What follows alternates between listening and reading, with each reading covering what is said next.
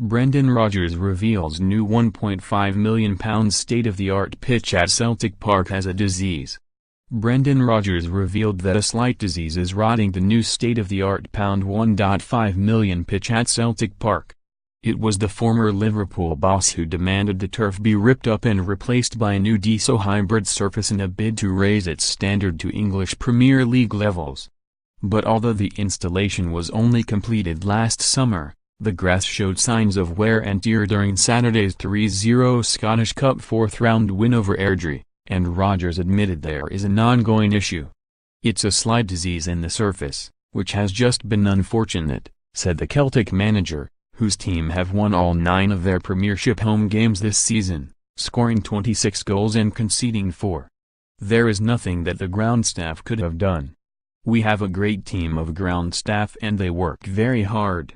We obviously had a new pitch laid last year, which has helped our game, but the guys are working very hard to make that right.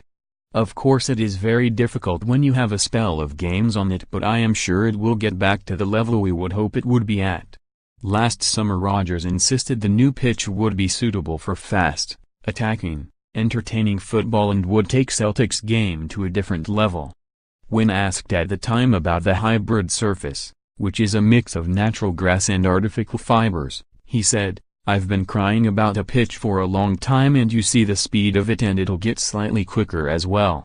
It was a big investment by the club, but they'll get their rewards, the players get their rewards and, most importantly, the spectators get their rewards."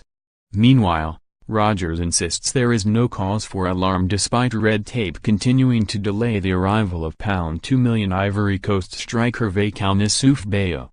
On January 9, the 21-year-old agreed to switch from Slovakian side Dunajska Streda to Celtic on a 4-year deal, subject to a work permit and medical.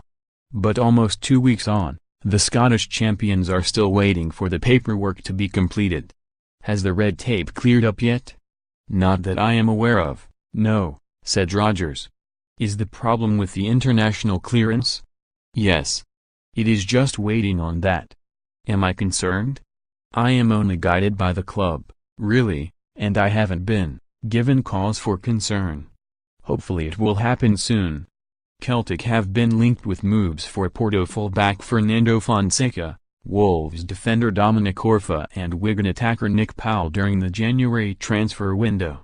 After sidestepping questions about them, however, Rodgers made it clear that he won't stockpile players if he can't get in signings who will improve his team.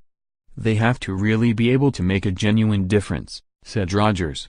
"If you're not spending maybe a lot of money on that, then you always have to be careful that you just don't stockpile players.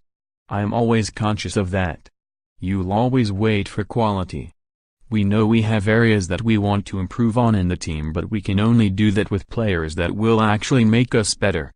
Rodgers confirmed attacker Lewis Morgan could go out on loan this month, but he will not be heading back to Street Mirren, who visit Celtic Park tomorrow night. Celtic could be without right-back Anthony Ralston against Saints after he injured his ankle against Airdrie. French striker Ozan Edouard is back in training, but tomorrow's game will come too soon for him.